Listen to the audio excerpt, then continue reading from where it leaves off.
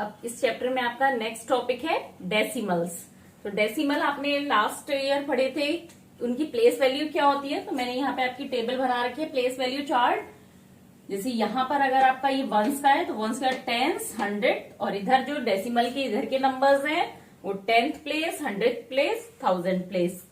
अगर आपको रिकॉल नहीं हो रहा है तो हम एक एग्जाम्पल लेके देखते हैं।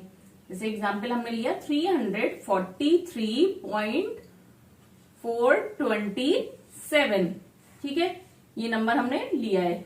अब इसमें डेसिमल यहां लगा है तो यानी कि वंस की प्लेस पे कौन सा नंबर है, 3, फिर टेंस की प्लेस पे 4, फिर 100 की प्लेस पे 3। अब डेसिमल के बाद फर्स्ट कौन सी प्लेस होती है, 10th प्लेस, तो ये नंबर हो गया 4।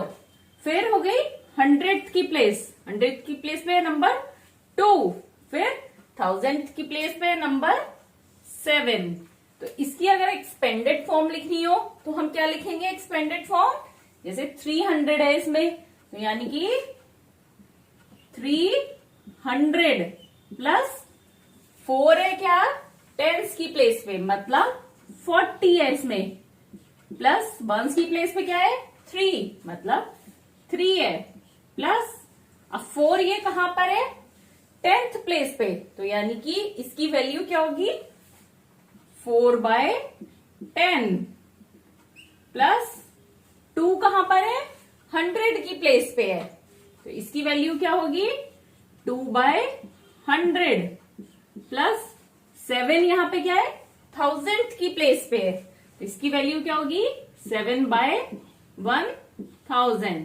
तो ये इसकी एक्सपेंडेड फॉर्म हो गई। अगर हमें इन सबका एडिशन करेंगे तो ये नंबर हमें मिल जाएगा। तो ये इनकी प्लेस वैल्यू हो गई और ये इसकी एक्सपेंडेड फॉर्म हो गई। अब इसकी हमें क्यों जरूरत होती है, अगर हम दो नंबर्स का कंपैरिजन करते हैं, जैसे 4 और 2 का कंपैरिजन करा, आपको इजीली पता चल रहा है 4 बड़ा है 2 छोटा है। लेकिन अगर आपको डेसिमल में कंपैरिजन करना है, डेसिमल नंबर्स में, तो कैसे करेंगे। जैसे आपको कंपैरिजन करना है 0.4 और 0.5 में, तो आप देखेंगे 4 कहां पर आ रहा है 10th की प्लेस पे और 5 वो भी 10th की प्लेस पे आ रहा है। दोनों को कंपैरिजन करा, कौन बड़ा है 5 बड़ा है, तो ये बड़ा हो गया। अब अगर यहां पर वो 0.04 या 0.06, अब देखिए यहां एकदम देखने में लग रहा है 4 छोटा है और 6 बड़ा है, पर हम अगर प्लेस वैल्यू की बात करें तो इसमें 10th की प्लेस पे कौन सा नंबर है 4, और यहां पे 10th की प्लेस पे कौन सा नंबर है, ये है 10th की प्लेस, और यहां पे 10th की प्लेस पे 0।